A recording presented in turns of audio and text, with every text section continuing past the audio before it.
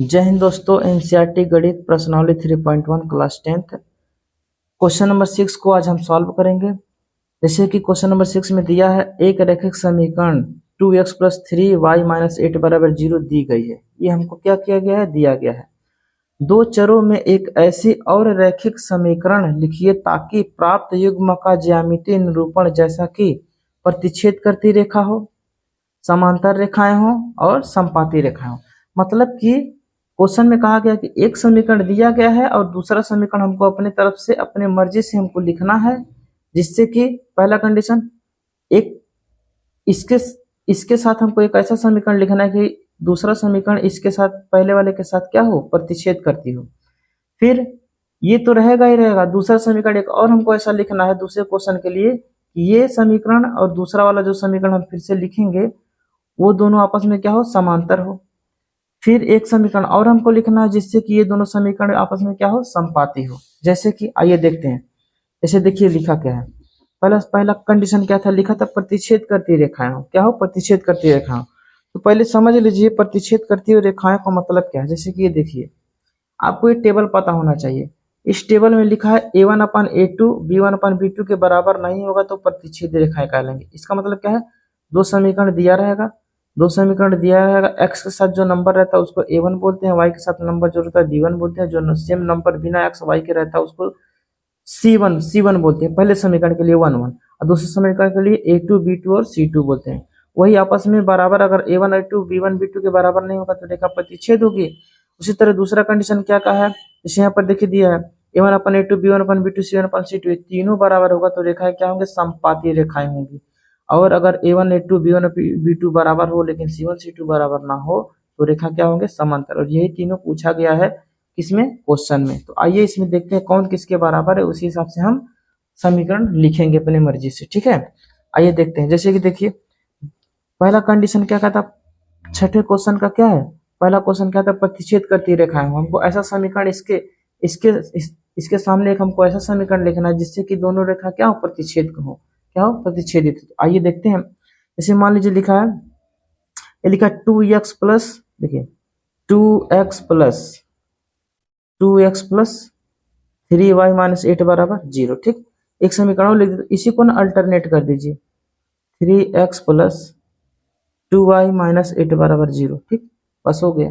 क्योंकि हमको सिर्फ a1 a2 और b1 b2 बराबर नहीं करना है, क्योंकि देखिए जो x के साथ होता है क्या होता है, a1 का वैल्यू क्या है 2, y के साथ होता है क्या होता है वो b1 का मान कितना है 3, और c1 क्या है, c1 का मान कितना है -8।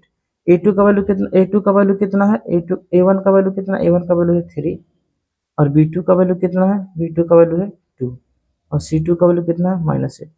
तो आइए चेक करते हैं, a1/a2 b1/b2 और c1/c2, ये तीनों किस वाले कंडीशन को फॉलो करता है, इन तीनों में से, जिसको फॉलो करेगा हम वही करेंगे। तो पहला कंडीशन प्रतिच्छेद का, तो हमको प्रतिच्छेद ही लाना है किसी भी कंडीशन में। तो वैल्यू रख दीजिए, a1 का वैल्यू क्या है 2, a2 का वैल्यू क्या है 3, फिर b1 का वैल्यू क्या है 3 और b2 का वैल्यू क्या है 2।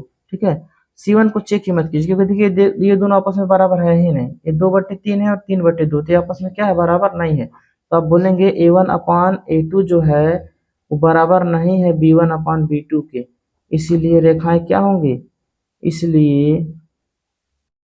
इसलिए समीकरण की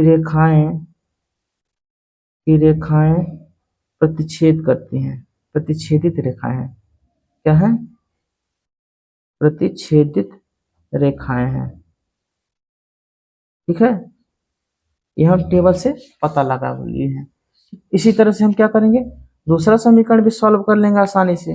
ठीक है, दूसरा समीकरण क्या कहा था, एक दूसरा समीकरण क्या कर रहा है, दूसरे के लिए समांतर रेखाएं हो, क्या हो, दूसरा क्या है, कहा है समांतर रेखाएं हो, समांतर रेखाएं हो। समांतर रेखाओं के लिए क्या करेंगे, देखिए तो पहले दिया गया समीकरण क्या था, देखिए दिया गया समीकरण क्या था, 2x प्लस 3y माइनस 8 बराबर 0। अब समांतर के लिए क्या होता है, समांतर के लिए होना चाहिए a1 जो है a2 b1 और b2 बराबर होना चाहिए, लेकिन c1 और c2 क्या होना चाहिए, बराबर नहीं होना चाहिए। अगर ये कंडीशन फॉलो कर गया तो क्या करेंगे, हम बोल देंगे रेखाएं क्या है, समांतर होंगे। क्या होंगे, समांतर होंगे। तो समांतर के लिए a1/a2 b1/b2 आपस में बराबर हो, c1/c2 बराबर ना हो, तो इसी को क्या कहते हैं, समांतर रेखा। देख लीजिए आप लोग, ये है समांतर रेखा, a1a2 b1b2 बराबर हो, लेकिन c1c2 बराबर नहीं होना चाहिए।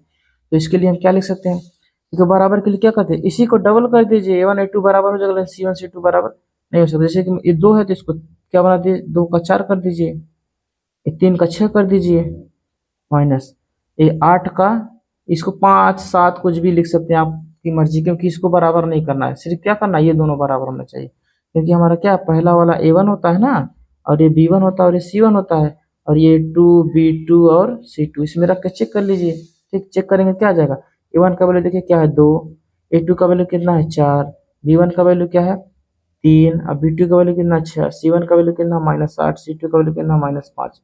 ठीक, एक कट गया, ठीक है, माइनस माइनस कट गया, ये 1/2 हो जाएगा, ये भी क्या हो जाएगा 1/2 हो जाएगा, 3 से कट जाएगा 2 बार में, और कितना हो जाएगा ये 8/5। तो यहाँ पर क्या हो जाएगा देखिए, ये a1/a2 तो बराबर है, यहाँ क्या बोल देंगे, a1 जो a2 है बराबर तो है b1/b2 के, लेकिन जो c1/c2 है वो बराबर नहीं है, इसलिए क्या होंगे, बोलेंगे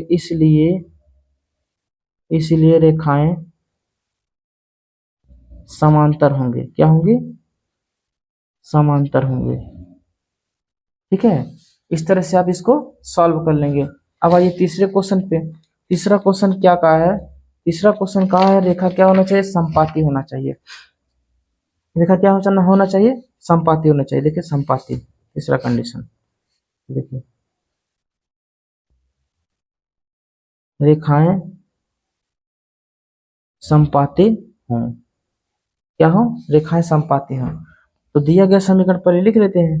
दिया गया समीकरण क्या था, 2x + 3y - 8 = 0। ये तो क्वेश्चन में दिया हुआ है पहले से। ठीक, अब संपाती रेखा के लिए क्या होना चाहिए, संपाती के लिए a1 a2 b1 b2, ठीक है, और c1 c2 ये आपस में सब क्या होना चाहिए, सब का सब बराबर होना चाहिए, तभी क्या होंगे, संपाती रेखाएं होंगी। a1 a2 b1 b2 c1 c2 तीनों आपस में बराबर होना चाहिए, तभी संपाती। तो जब सब बराबर होने चाहिए तो इसको क्या कर दीजिए, डबल कर दीजिए, तभी भी a1 a2 b1 b2 c1 c2 बराबर हो जाएगा। जैसे कि ये 2 है तो इसको 4x ले लीजिए, ये 3 है तो इसको 6y ले लीजिए, ये 8 है तो इसको 16 0। तो क्या हो जाएगा हमारा, देखिए पहले समीकरण के लिए a1 का मान कितना हो जाएगा 2, a2 का मान कितना हो जाएगा 3, और सॉरी b1 का मान कितना हो जाएगा 3, और c1 का मान कितना हो जाएगा, c1 का मान देखिए -8 है।